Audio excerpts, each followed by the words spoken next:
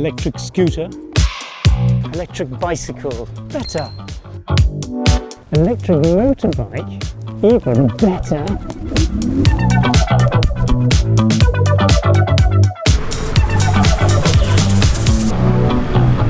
BMW, Kawasaki, and even the hardcore guys at Harley-Davidson, they're all now making electric motorbikes. And that's because there's a huge market for them. Buyers like them because they're easy to ride, they don't cost a fortune to run, and also, of course, they're helping to save the planet.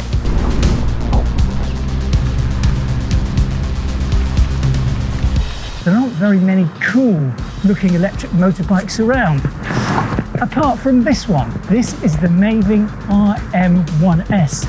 It's the new version of a bike they launched about 2 years ago, and it goes just a little bit faster.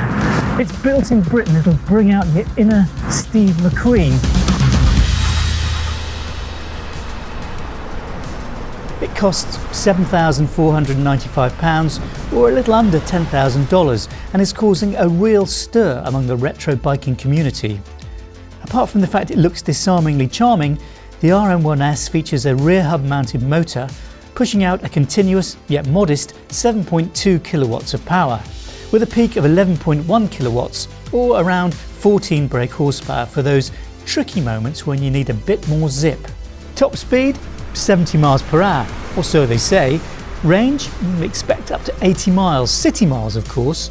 So we're off onto the proper dual carriageway, and this is where the new RM1S comes into its own, whereas the last one, the RM1, was restricted to about 45 miles an hour, which meant that when you went out on a dual carriageway you got lumbered in with all the lorries on the left-hand lane.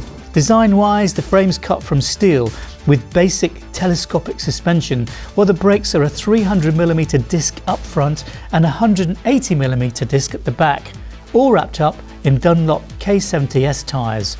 The RMS1 weighs in at 133 kilograms, while the seat height is a modest 78.5 centimetres or 31 inches.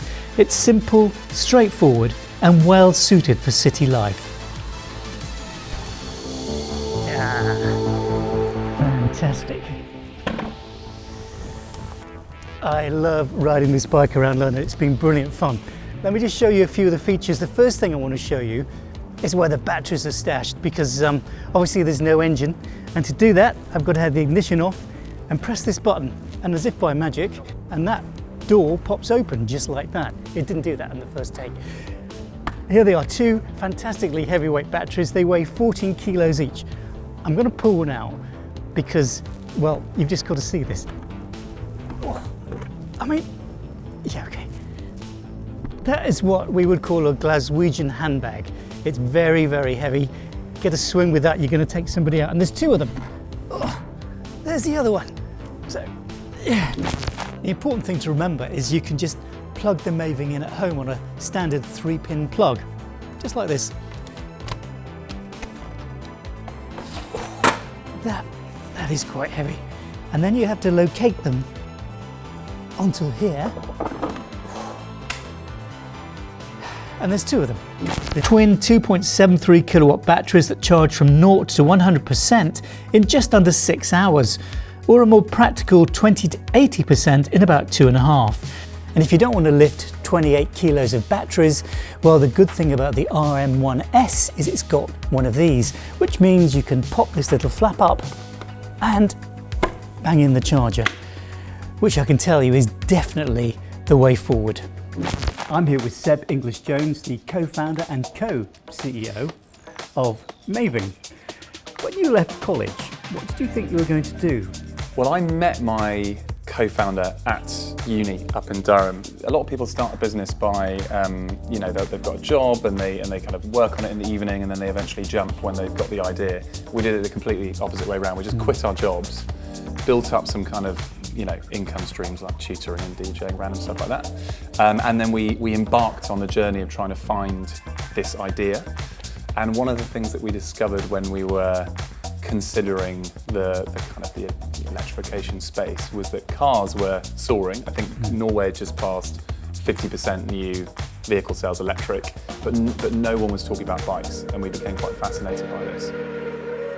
The RM1 was actually, it was one of the, if not the best reviewed electric motorbike in the world, which sounds cocky to say, but we did have people like T3 and Auto Trader saying that. And it quickly became the best-selling bike in the UK, electric bike. But there were definitely plenty of people who wrote in and said, love what you're doing, but can you get back in touch with us when you make something that's kind of can achieve highway speeds? So that was the sort of brief for the RM1S. So with the original bike, which was single battery, you could have an optional second battery, couldn't you, in the which tank most area? people took up. Yeah. And did that increase the speed, or was that just for... Same speed, just double the range, to 80 miles, whereas on this one, all of them come with 80 miles and 2 batteries, and you have the storage in the tank. Now I've got grunt, and nobody can stop me.